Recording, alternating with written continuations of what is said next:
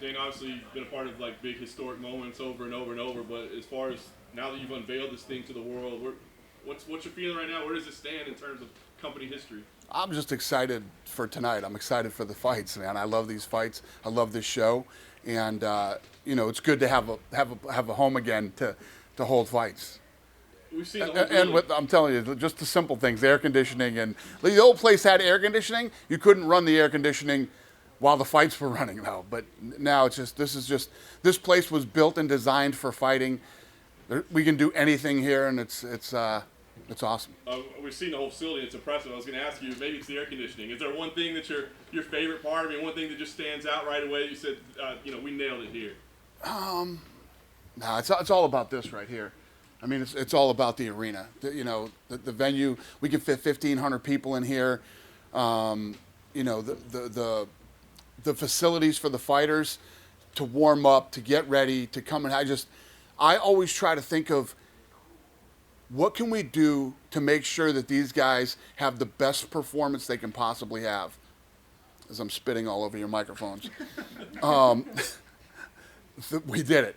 Yeah, we did it. So when we talk about changing the future of fighting, I mean, are we talking about economics? Are we talking about amount of content? Are we talking about, I mean, why does this place change the entire future of fighting? That's such a big statement, Yeah, because we are, obviously, I can do any style of fighting in here. I can switch this place out every 3 hours and do a different fight.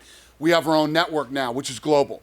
We have our own facility now, which we can do any style of fighting. We're getting into all these different businesses. I'll put kickboxing, jiu-jitsu, boxing, MMA events, all will come out of here. And other live venues around the world. But, I had this vision and this dream. Two things. One, having a network of our own where, let's say I do a big fight like Floyd and Conor, and you got to go out and cut deals with 100 different countries and 100 different television networks, et cetera, et cetera. We have our own network where we can stream this thing across the entire world at the same time live. Or I can drop fights into a market with their own fighters in prime time. There's just so many different things that I can do now. When you're up running fully operational, I mean, obviously this is night number one, but how busy do you see this thing being? You're saying you can switch out every 3 hours, but right. Realistically, I mean, how much content do you see coming out of here? A lot of content. I mean, the UFC Fight Pass is going to be the absolute destination for fight fans. If you're a fight fan, it's an absolute no-brainer. You got to have it. And we're working on tons of original programming right now. And obviously, it's going to take us time to get this thing going. But the launch, we're going to relaunch this thing in the fall. And once we relaunch, we're going to start banging it out. Like daily at some point? Daily, I mean, yeah. Every day of the year, this place has a fight going on? 100%, yeah. Is there an opportunity to grow this sport at the grassroots as well? Because you'll have maybe smaller promotions who want to come to Vegas and put on shows for fans, but they won't be able to afford the big arenas, and you're able to host them here. 100%. That's exactly right. Yeah, we can put on smaller shows here, and those smaller shows will be streamed live throughout the world. Is that part of the deal for some of the promotions signed with Fight Pass? Not only do you get to be broadcast around the world, but also you can come here and you can so I've actually had my guys go out and start looking at some of these deals, restructuring some of these deals.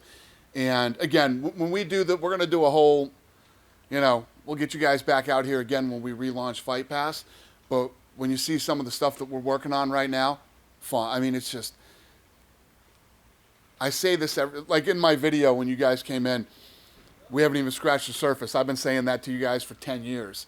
And here we are, 10 years later after the sale with ESPN, streaming globally throughout the world. We haven't scratched the surface of how big this thing's going to be.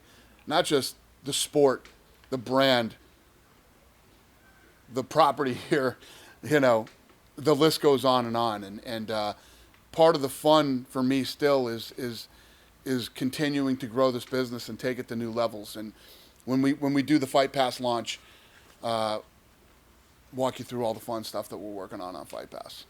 In March, you teased some big news. Was this what you were referring to?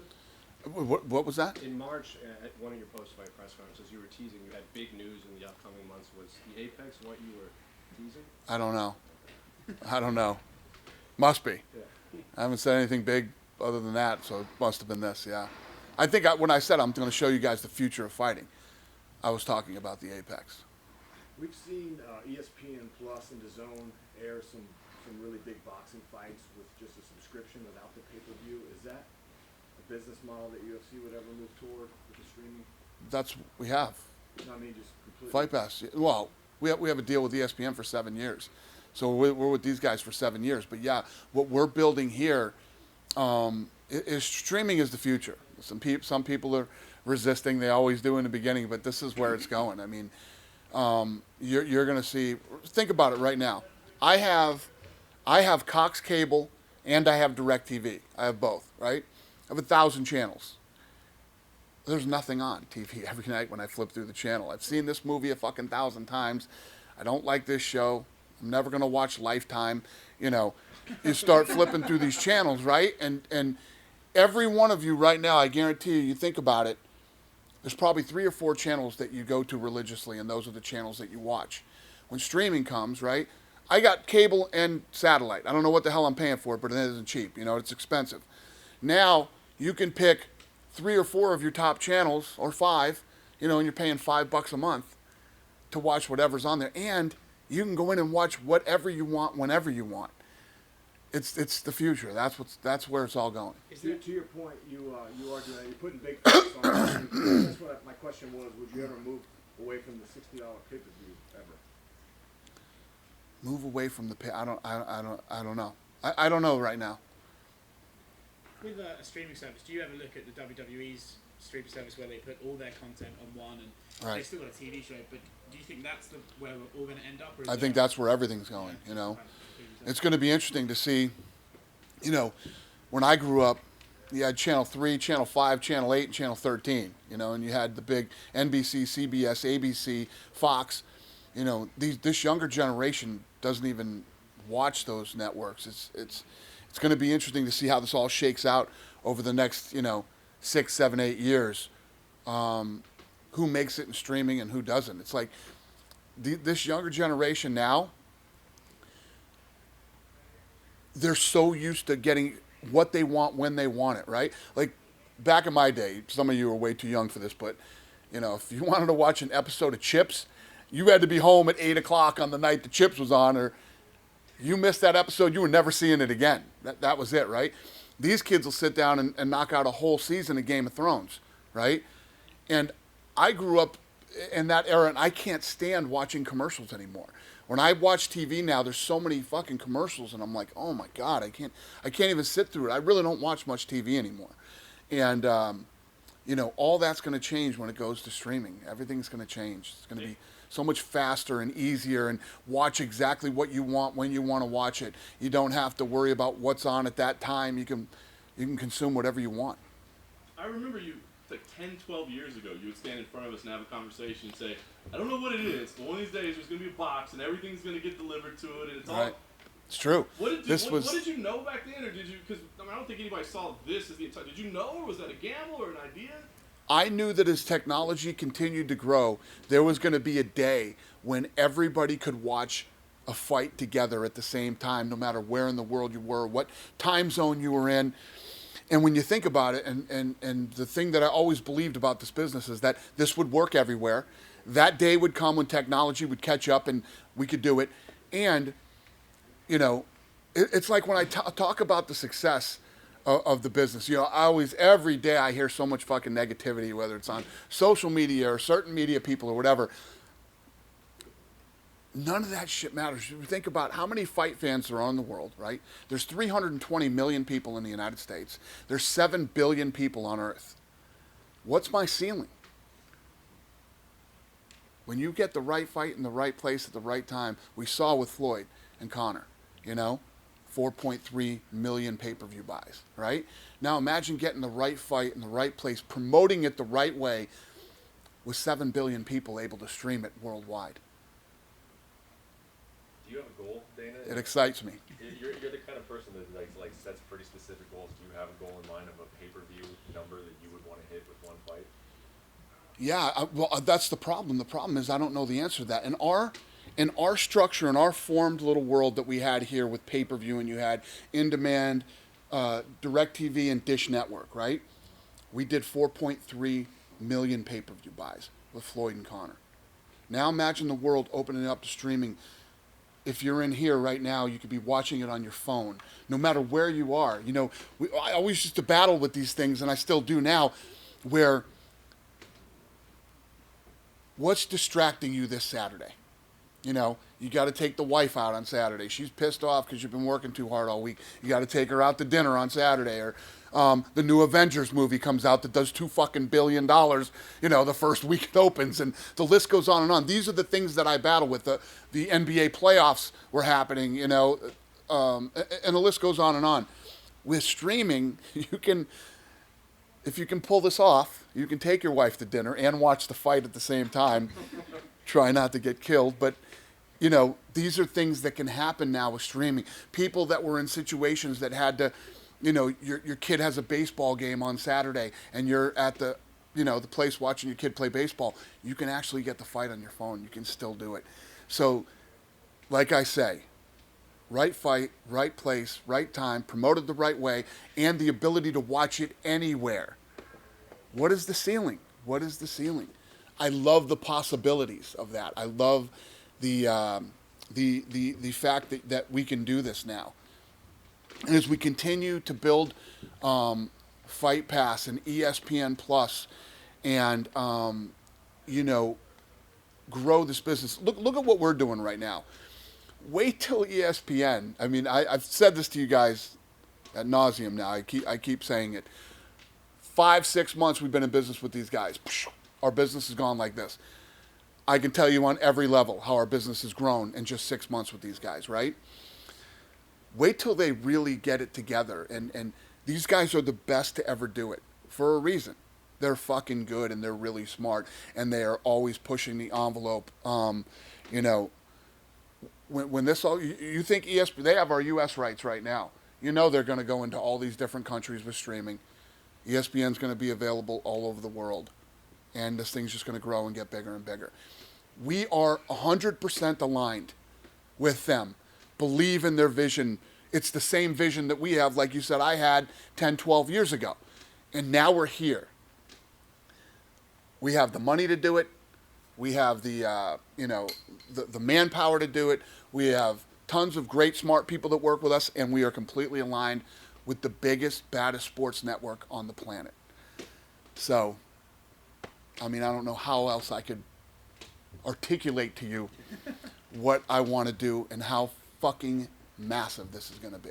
Yeah.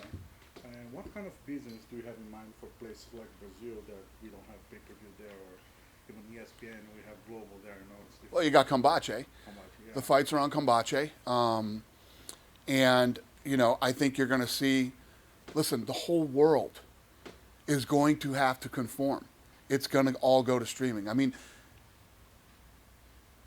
look at Netflix. Netflix is everywhere. Netflix is in Brazil.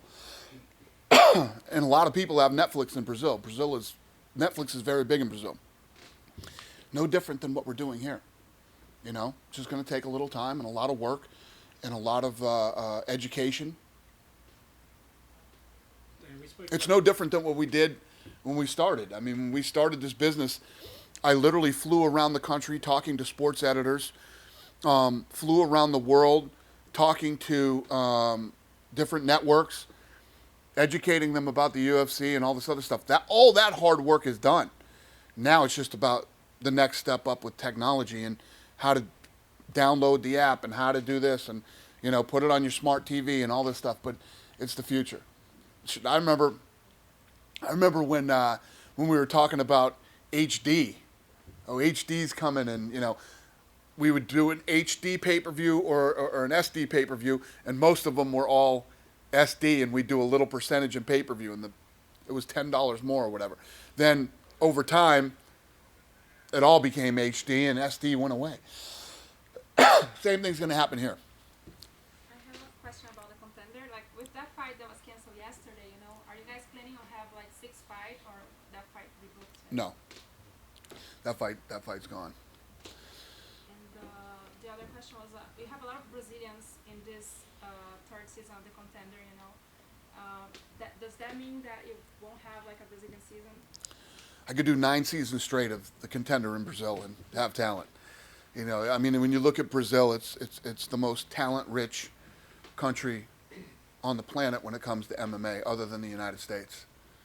You're talking about the stuff you're going to put on Fight Pass and events you're going to hold here. Does that mean there's an opportunity for retired fighters to find jobs as pundits or for other promotions, stuff like that? Yeah, I mean, if you look at our sport and how many of these guys have, you know, the talent and the ability to you know, they're very articulate and they're very good at breaking. I mean, so many people are working now that used to be fighters here. I would say more than in any other sport. In baseball, you'll get a couple of guys that become analysts and things like that. But, you know, I'd have to say, pound for pound, we have more people working with us than any other sport. Dana, you just recently signed a 10-year extension. 7-year deal. 7 years. I keep seeing the 10-year thing. Okay, 7-year so deal. 7 year. Yeah. So did you ever think that you'd still be in the game and have that desire to keep going? I can't imagine being out of the game. I mean, I love this so much, and I'm still 49 years old for another month. I'm going to be 50 here pretty soon, and I'm dreading it. But yeah, I don't know what else I would do. This is what I love to do, and at the end of the day, you know, I've been the vision for this thing for the last almost 20 years, and I'm not done yet. There's so much more to do.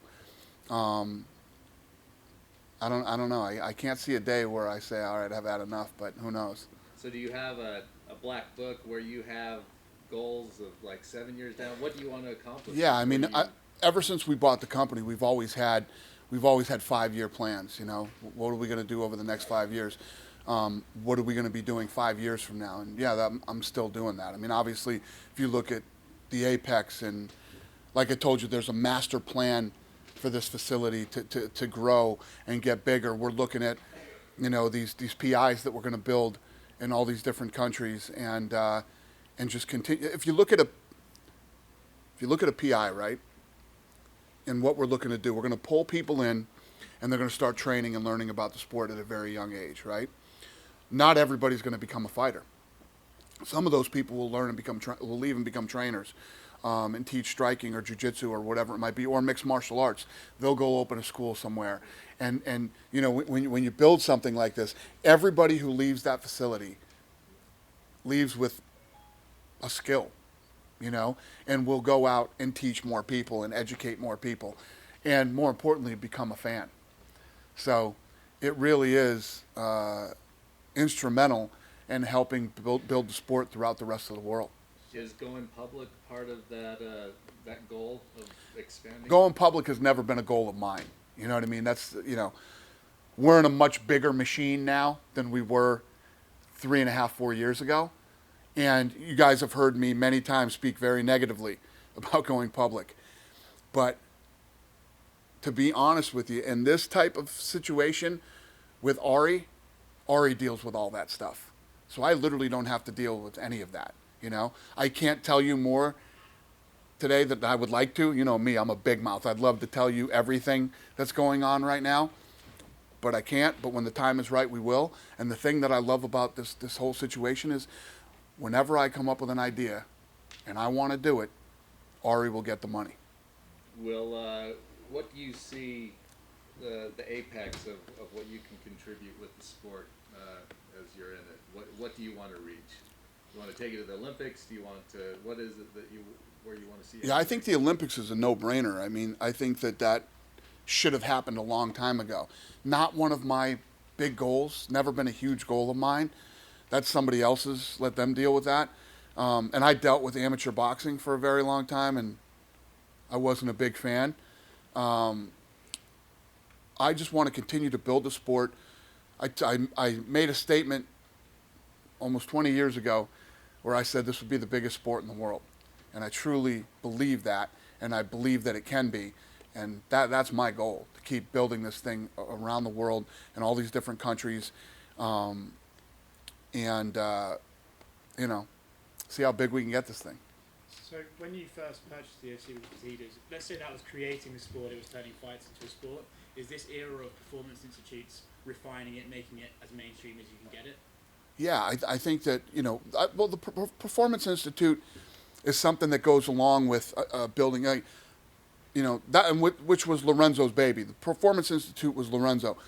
We'd have all these injuries happening and all these things, and Lorenzo's like, how do we figure out how to prevent the unpreventable? You know what I mean? How do we fix things that can't be fixed? You build a PI, you educate these guys on how to eat, how to train, strength and conditioning, all these different things.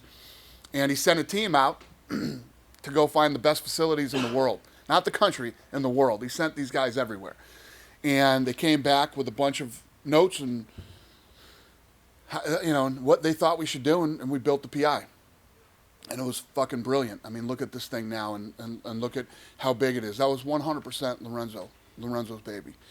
And it was time that had to happen. I'll give you an example. Tom Brady, right? If Tom Brady gets hurt, what we used to do was, this guy's hurt. Send him to a doctor. Call us when you're ready, right? They don't do that to Tom Brady. They're overseeing that he has the best physical therapist working with him and making sure that he's, and this sport had never seen anything like that before. It wasn't structured that way.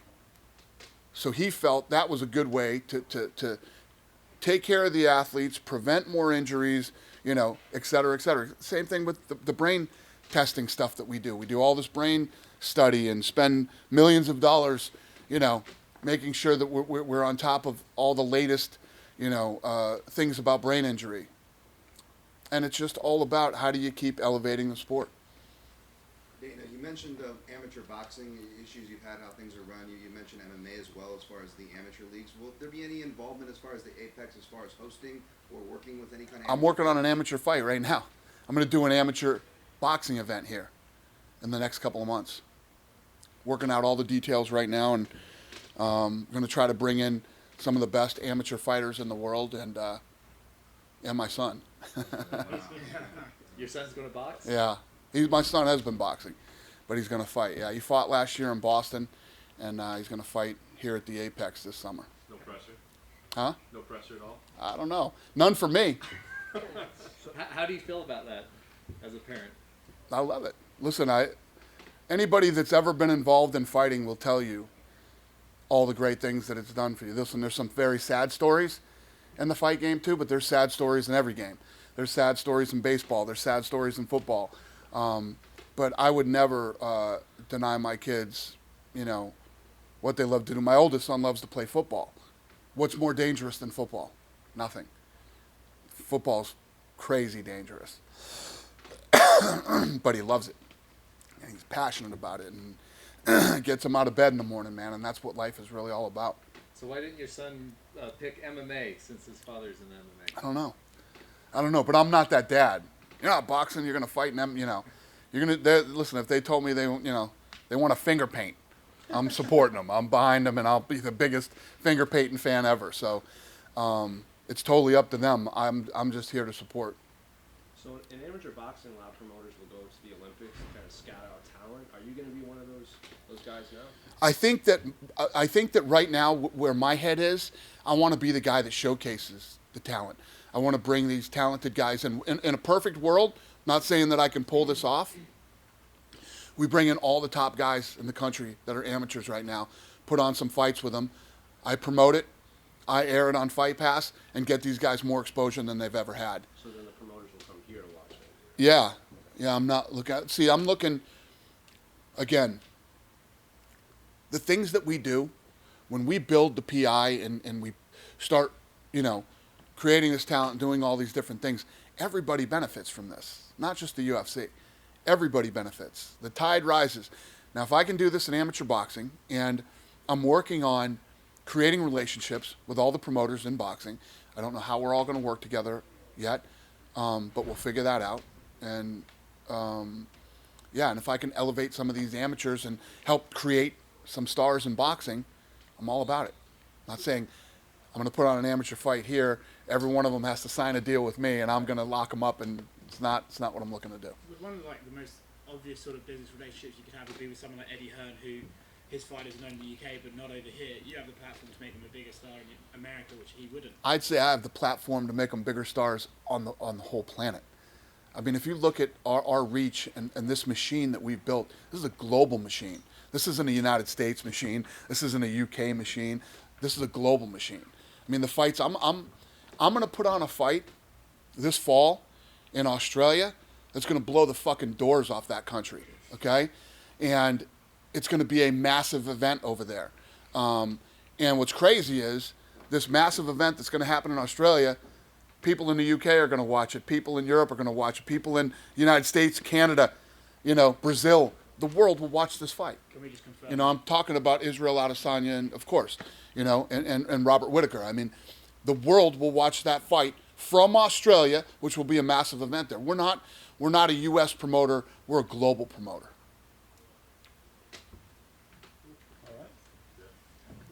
Thanks, Dave. Cool?